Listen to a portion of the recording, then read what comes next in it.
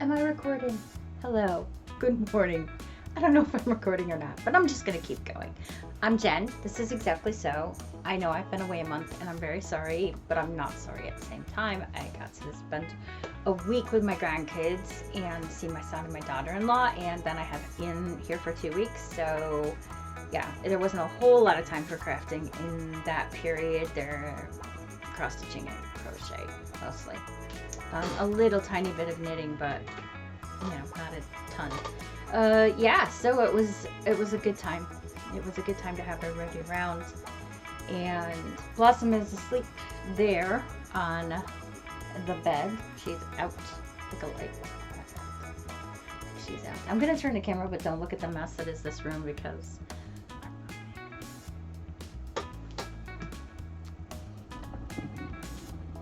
I don't know if this.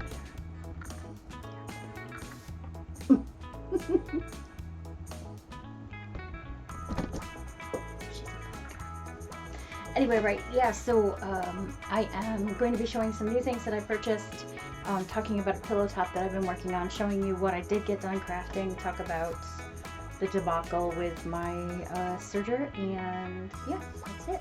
So I am going to go over to the title screen, and so you know what episode number this is, and I will be right back.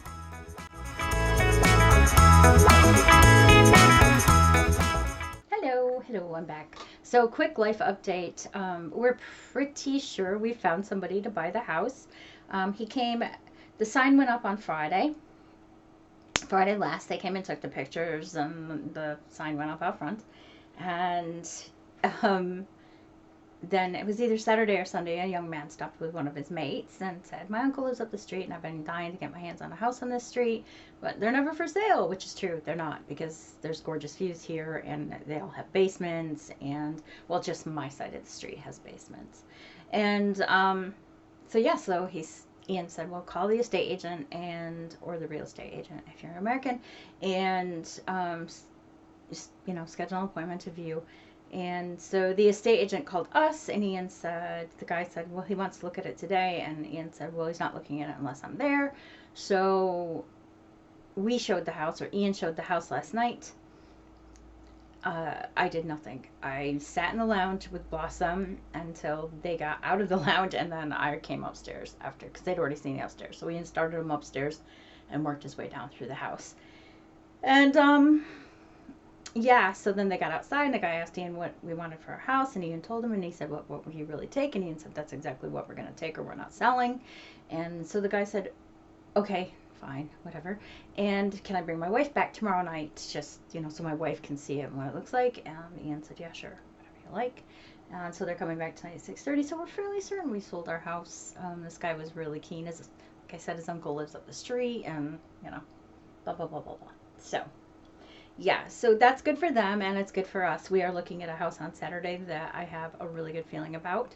We did put a purchase offer in on another house in a place called Higher Walton, which is kind of a little poshy village in the Ribble Valley, right in the Ribble Valley. And we found out that we couldn't buy a swathe of land next to the house to put a drive in. It's owned by a nursery, and they refuse to sell. It's a family-owned business, and they won't sell any of their property. And unfortunate, because I really liked that house, but I wasn't keen on street parking. So, yeah, so that didn't go through. Then we went and looked at a house on Sunday, and that was a really nice house, but they'd accepted an offer before we put our offer in. So we went and looked in the morning, between the time we left their home and the time we got home and talked about it and decided what we wanted to offer them. They'd already accepted an offer. So that's fine. It's fine. Good for them. I'm glad they sold their house. It was lovely. A nice family, too. They're selling their house because they're going to move in. The daughter and the mother are going to move in with the mom's dad because he's gone deaf and he lives on his own and, not safe and stuff. So they're moving. Anyway, so then my husband sent me an ad yesterday. God, I'm going to stop talking about this. Okay, very quickly, Ian sent me an estate agent ad yesterday for a semi-detached bungalow in Penwortham, which is a nice sort of area on the edge of Preston. And I love Preston. I'm sure a lot of people go, really? You know, yeah, because I love Preston.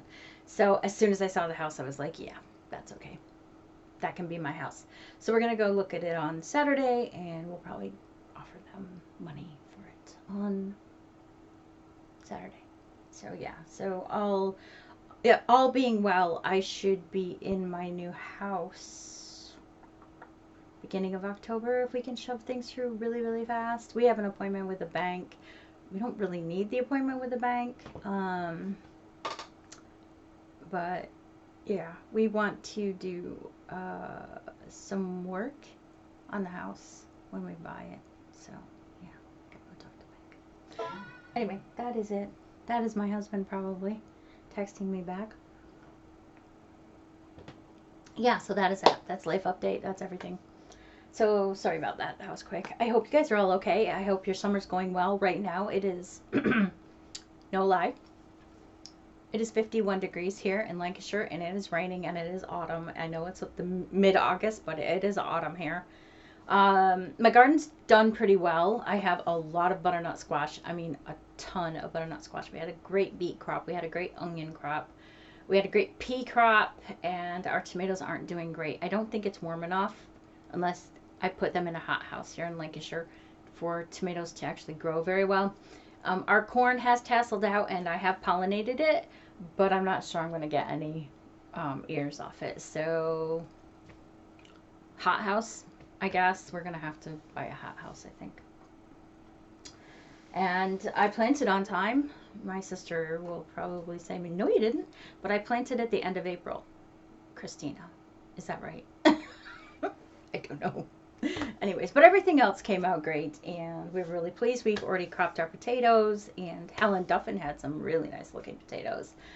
We cropped one bin of our potatoes early, so I had salt potatoes while Joe and Emily were here, and then we cropped the next batch, which were bigger, and yeah, it was good. It was good. It was good. Our pepper plants didn't do very well either. Well, I say our pepper plants. I don't particularly cotton to peppers, but Ian does, so he had them. Anyway, yes, and I have one pumpkin, which is trying really, really hard. It's trying. It's like a little engine that could. So anyways, I've spent 7 minutes talking about crap and not showing a damn thing, so I am going to show something. Oops. 1 second, in case it's important.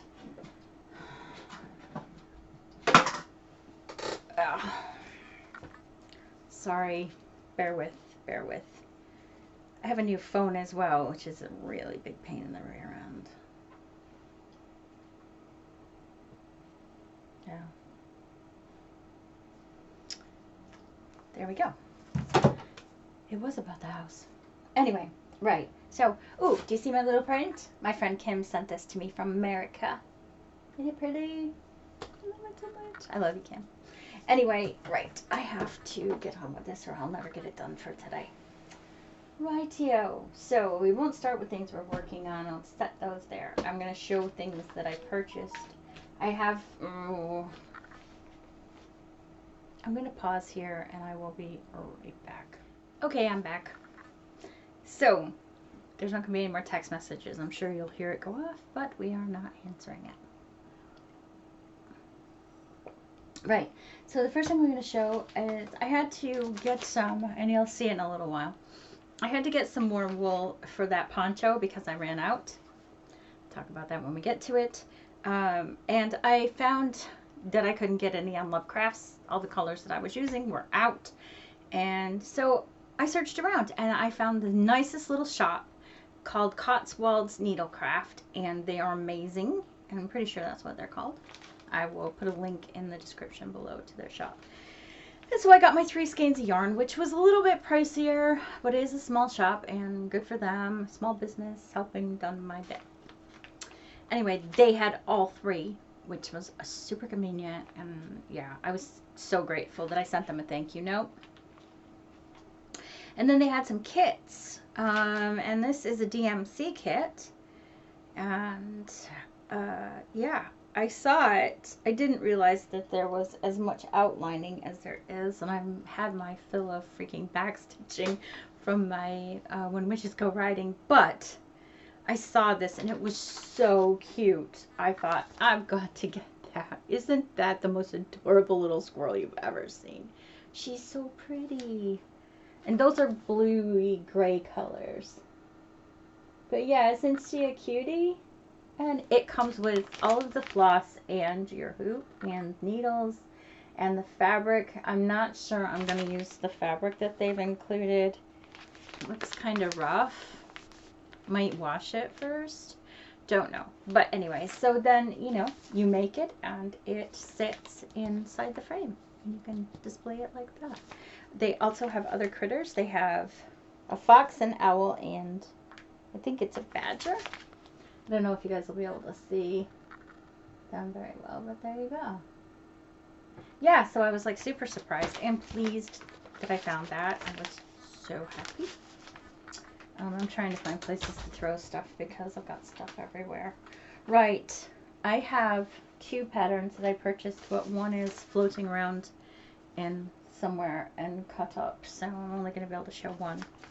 So I bought some patterns from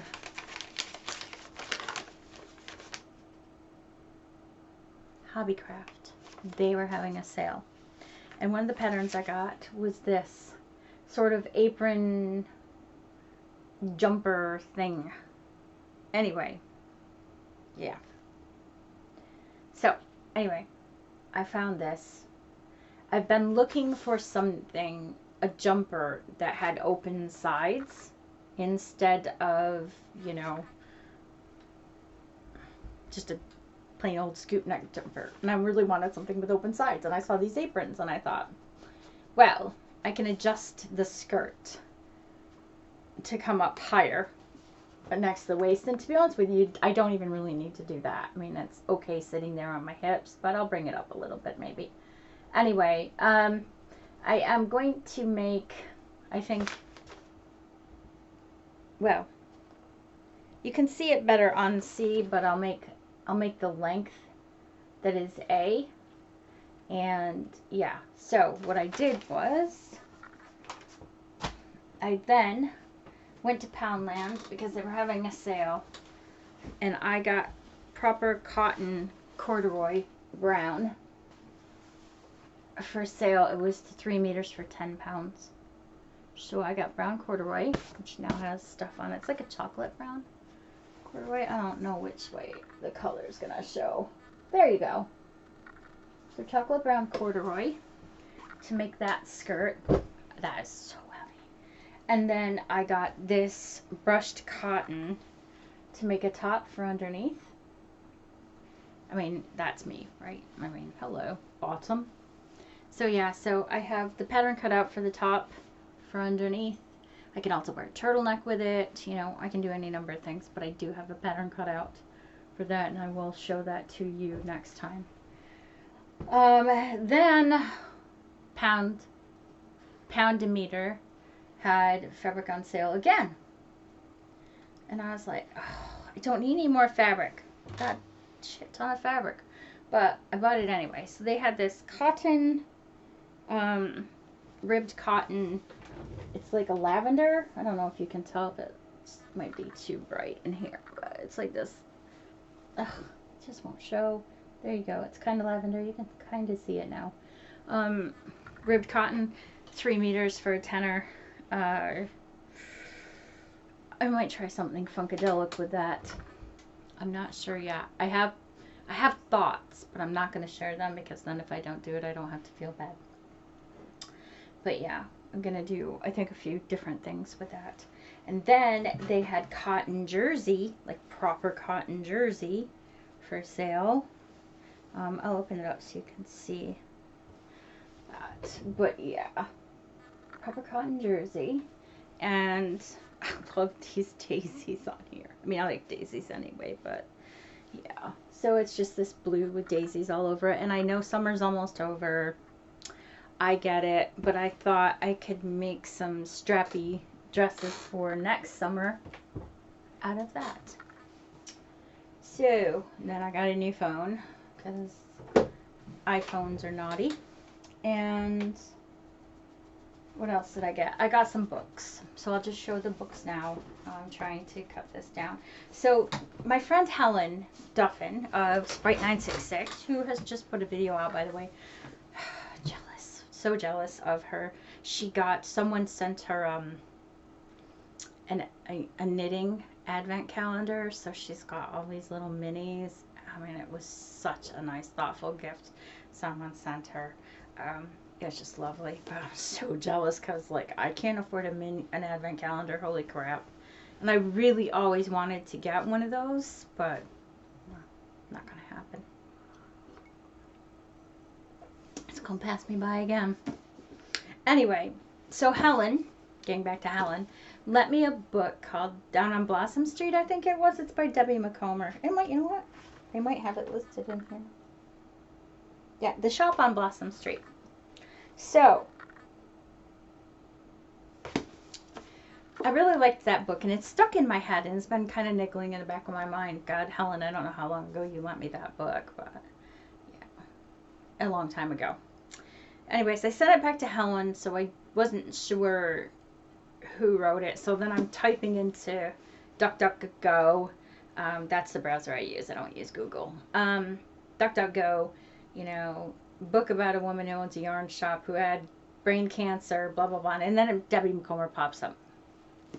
So there were a few books listed in that kind of series. Now, I am not sort of I don't do love stories, you know. I like cozy books sometimes, mostly, to be honest with you. I read or listen to Stephen King, and there's other people who write horror fiction that I listen to and read.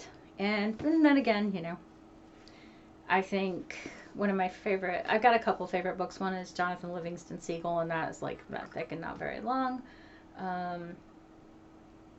I like The Catcher in the Rye, and, you know, books like that I really like. But anyway, I love Debbie McComber's book. I was so grateful that Helen sent that to me because it was like a really fun read. And there was stuff going on in this book. So I went back and looked, and we had the second in that series, which is Debbie McComber's A Good Yarn. And there's little quotes at the beginning of chapters from different knitters who are kind of semi-famous. And yeah, I was not disappointed with this book at all. And I mean at all. This book was so good. It kind of carried the story further. So yeah, I don't want to get into it too much because I don't want to give anything away, and I will give stuff away. But the girl who runs the yarn shop, Lydia, who runs a yarn shop, offered classes, and she made 3 new friends, and they were all from different backgrounds and things. And this all happens in Seattle, Washington State. And in the next book, which is A Good Yarn, she offers another class, and she makes 3 more friends, and they are all definitely different, and there's different stories going on, and some heart-tugging things and things like that. But it's a really good book, and she has a relationship with her sister that is sometimes volatile and sometimes very sweet and caring, and yeah, it's very good. So I would recommend this. The next book in that line I bought still has my light on it because I'm not done with it yet. I'm halfway done. Is Debbie McComber's Susanna's Garden. And this is completely off this series of characters and onto another one named Carolyn. And it's really, really good. It's sort of, I am past this now, and my sister, who's probably watching, we're past this stage of our lives. Her dad died, and her mom's got Alzheimer's, and she's had to put her in assisted living. Not in a care home, but in assisted living. So she has her own apartment and things like that. In the meantime, this coming back to her family's home, she didn't get on with her dad. Her dad basically didn't like the boy she was dating in high school, so he actually paid him and his father to leave the thing. Her dad was a judge in this town, and then sat on a circuit court or something like that. And then everything sort of revolves around that and her other friends. And not Carolyn, Susanna. Carolyn's the friend that's having issues. Now, these women are all in like their 50s. They're early 50s, so it's early doors 50s. And it's really interesting to see how people react. I totally sympathized with her about her struggles with her mom who's dying. And yeah, I just sympathized with her. It wasn't even empathy. It was straight up sympathy from me. So anyway, it's a really good book. And I was having we have, it looks like a hotel in our bedroom. We have our bed, and then we have two like hotel bed lights on either side of our bed. But I also have a mason jar light on my nightstand. And I was having that on, but I was keeping it as low as I could without straining my eyes. But it was kind of too bright still for Ian to be able to go to sleep. So I purchased this bendy light off Amazon. And yeah, so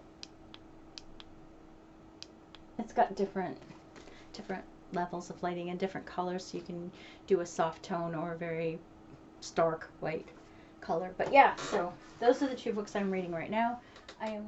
Hi, I'm back. So I am listening to, I know everybody has thoughts on this, but I don't consider listening to a book reading it. You're not reading it. Reading is left to right, top to bottom. A group of words is a sentence. A group of sentences is a paragraph. That's reading. This is listening. That's my opinion. If you want to call it reading, that's up to you. I just personally think it's not. So I'm listening to Knife of Dreams by Robert Jordan. I don't know how many hours is in this book. I've got 13 hours left in this story at time. I don't know how many hours is in this. A lot.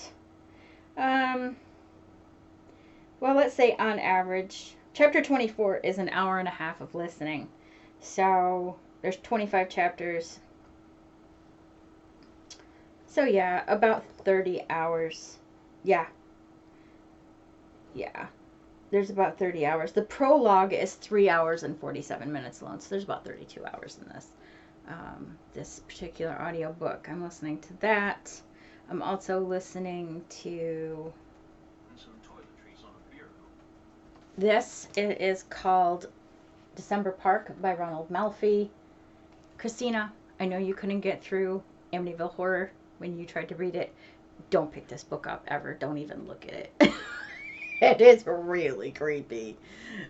Yeah. I am listening to Stephen King's new book also. It's called Billy Summer. It is Billy Summers. I haven't gotten into this too much yet, so I don't really want to speak to it.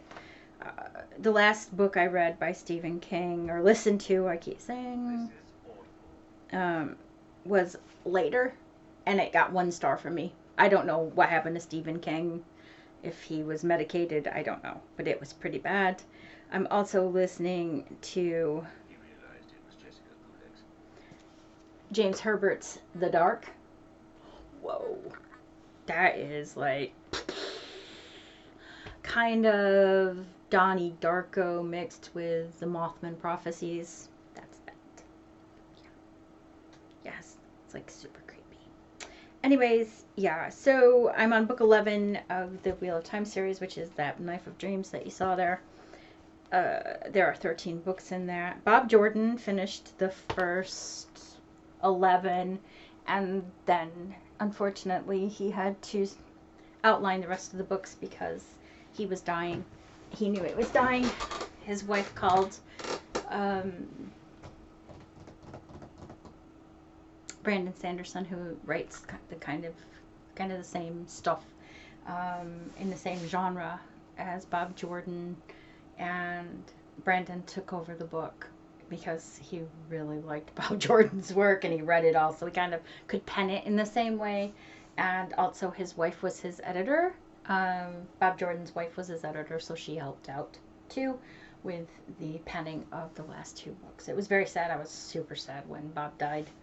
But yeah, so that's what I'm reading. And we are at 29 minutes, and I've only shown stuff I've bought and things I've read. I'm really sorry. Now, this is going to be a quicker bit. So I'm going to take a break. I am going to go and I'm going to grab this and pause you guys in a second. I'm going to go grab my projects and I will be right back. Right, so I'm back. So the first thing I'm going to show is that Crochet Dreams poncho that I've been knitting. Okay, hang on a minute because it's kind of funkadelic right now. Okay, 1 second. Okay, so I have the bottom front panel, whatever you want to call it, done. There we go. Oh, so the green's not showing as dark as it is. Well, it is right now. And I have started to crochet the back panel that kind of, I don't know how to describe it. So you bring this over to here and you're going to stitch that together, and then you're going to have a big hole for your neck at some point somewhere. I don't understand how it works, but yeah, you're going to have a hole for your neck. It's weird. Anyway, yeah, so I started this. I have to repeat these again for 4 rows. And the one thing that I can say about this whole thing is it is so toasty warm on your lap that, oh, it's so nice. Yeah, so I have to do 2 repeats of each color again, and I am done. And that is why I had to buy more wool, because I ran out of wool. I am, and by the way, this pattern is online, and it is, she shows you how to do it on YouTube as well. And it is being done with a 5.5 millimeter, just in a plain old aluminum crochet hook, because I don't have fancy crochet hooks.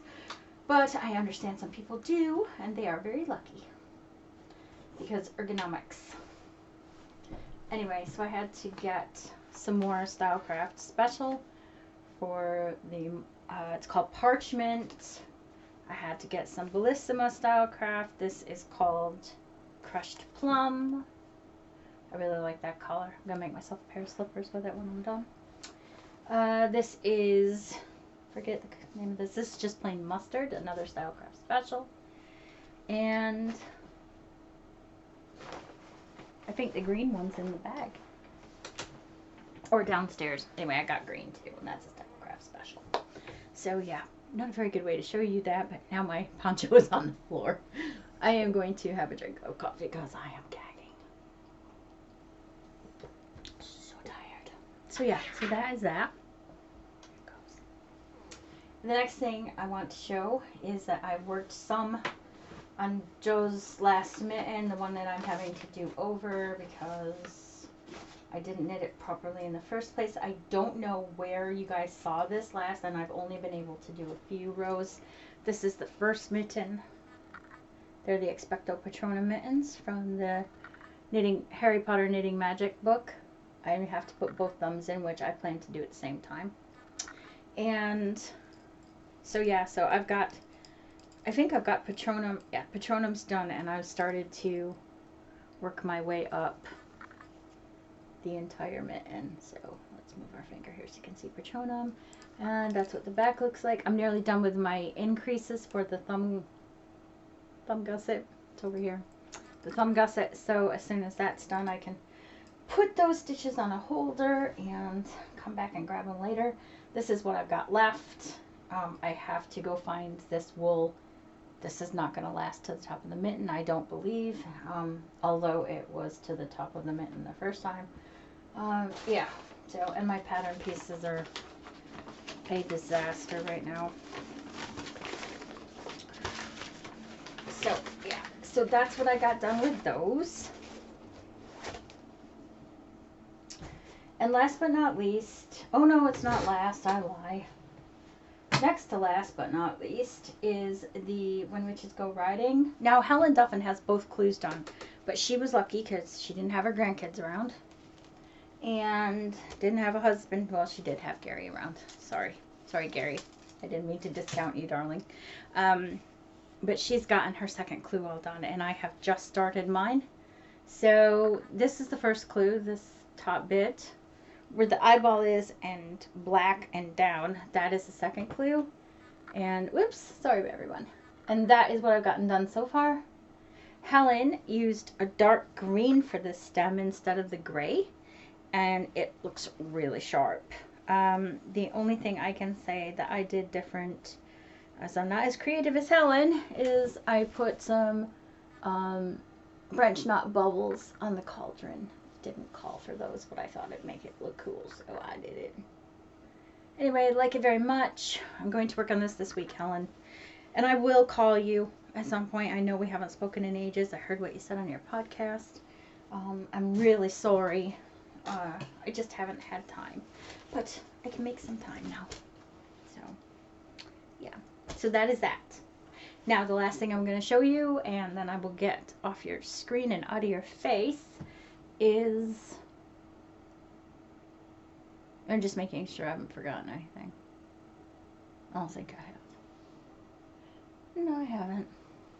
Right, so this is the last thing. So I'm going to try to put a picture of the pillow over here. So this is a cathedral window pillow. It is a pattern that used to be on Craftsy. It's not on Craftsy anymore. Unfortunately, they switched their website over to a different thing. I don't know if they were bought by or changed their name or bought by somebody. But I have messaged them. I used to be a premium customer at Craftsy, but then when they switched over, I didn't like the formatting. I couldn't find anything. I mean, it was pretty scary anyway. They sent a link saying, hey, you bought this glass. Here's a link to download it. And I thought, what the hell is going on? I was just like creeped out. So I stopped my premium membership with them because I thought, no, I'm not doing it. But I did send them a message from my account and said, hey, where's the pattern for this pillow top? They never responded. I sent them another one. They didn't respond to that. Not very good customer service. So I don't think I made a mistake, but the video is still up, and it's featuring the Midnight Quilter, and if any of you ever watch her, you know who she is. But I think I can get the gist of the construction from the actual video. So I am doing it based on what she's given for direction on that. And so I had to cut out 108 4x4 inch squares of black, and I just used a calico because I want it to wear well, because it will, you know, be out on the sofa or whatever. So you took 36 of them and set them aside. So they backed this piece. That is not a very good one. It's got threads all over it. Anyway, there you go. Oh, there's threads all over this one too. There you go. Anyway. So yeah, so you backed the piece, and then you took the rest of them and you folded them in half to create a triangle, and then you sewed it on with the folded edges against each other in the center, and then you stitch 1/8 of an inch around to keep all these little squares together, and then you will take row by row, you will put these together in sets of 6 across, and so they will go like this. I don't know if you guys can see that. They'll go like that. And then next time I will show you what the construction is. I might just film a little bit of me sewing these together with a 1/4 inch seam next time.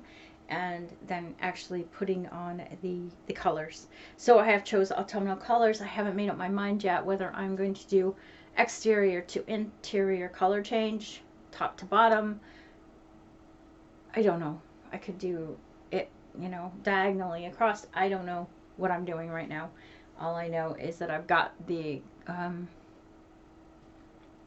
fat quarters, so I can get them done whenever I want. I have just finished doing these because so much stuff was going down in my house that I cut them before the kids got here and didn't get a chance to put them together. So I've been doing a lot of ironing and a lot of 1/8 inch sewing. So yeah, yeah, that's about it. Hopefully I'll get my surgery fixed this week so I can get back to some garment sewing. It would be really good. And yeah, that's all that's happening here. So I am really sorry for taking a hiatus, but I am going to tell everyone, forewarned is forearmed. Next summer, I am taking a month off. Probably from the end of July to the beginning of September. I will have a month off next year, just so y'all know. And yeah, maybe I'll post some vloggy stuff about what we're doing and what we're getting up to. Maybe not. I don't know. Anyway, I'm gonna go. I am so glad to be back though, and to be able to talk to you guys and let you know what's going on with the house. And I really super duper want to vlog Pickford's packing my shop because, oh, one more move after this and that is it. We are done. After this move, we only have one more. So yeah, a move Helen Duffin will be very, very happy about. Well, I think she will. She will be very happy about. And won't be far from you, Duffers. Yes, we're going to the great country of Scotland to retire. So that is a definite decision that has been made. That is what we're doing. No changing minds. That's what we're doing. And Scotland is the most beautiful country. It's just gorgeous. So anyways, I'm going to go. I'm probably going to get this loaded and then I'm going to go have some kind of sustenance. And yeah, that's it. I will see all of you next week. That's a promise. And you take care of yourselves. Love you all. That's me.